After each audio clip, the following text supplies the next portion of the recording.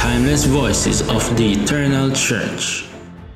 Roy Pontoh, Indonesia, January 20, 1999.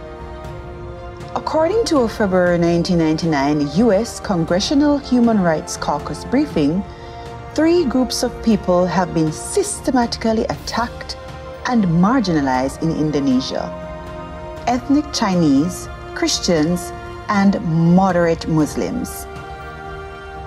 Though the incidents occurred in different places, it appears well-organized outside provocateurs came in to create riots. The violence began with harassment of the right to worship, progressed to closing places of worship, then attacks and burning the homes of religious followers, and finally, sadistic killings.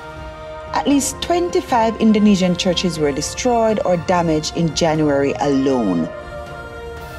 This briefing claims that the authorities, the police, the military, and even the central government have done very little, if anything, to quell the violence. Furthermore, they often appear to be involved in discrediting the sources of the leads when outside agencies attempt to investigate the attacks. I am a soldier of God. The weekend Bible camp at Patimura University on the island of Ambon had ended, and parents had arrived to pick up the 150 or so kids and adults and take them home.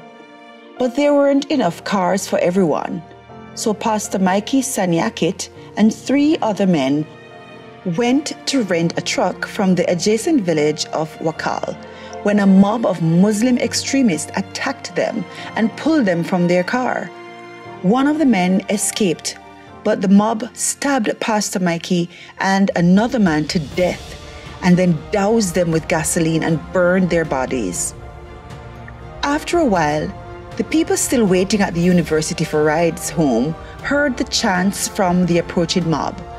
In fear, they ran to hide in the university buildings, but the mob found many of the youths. 15-year-old Roy Pontoh was one of those dragged out to stand and face his accusers. "Who are you?" asked one of the mob leaders. Trembling, Roy raised his chin and said, "I am a soldier of God." The attacker swung his machete at Roy, hitting and almost severing his arm.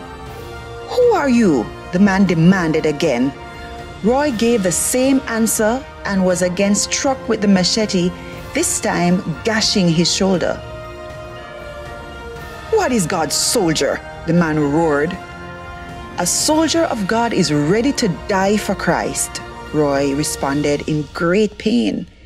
Again, the sword whistled through the air, this time slicing through Roy's stomach.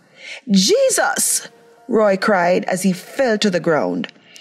The mob dragged Roy's body away and threw it in a ditch. 3 days later, his family found it. Seed of the Church. Though grief racked the hearts of Roy's parents and the fellow Christians who knew him, they praised God that he had the courage to remain faithful even in the face of death. Despite such widespread persecution, some say thousands of Christians were martyred on the island of Ambon in the first half of 1999. The church in Indonesia is growing at a rate of 1.25 million new believers every year. Reading from the complete book of Christian heroes, over 200 stories of courageous people who suffered for Jesus, compiled by Dave and Neta Jackson. This is the Eternal Church of Jesus Christ, the record.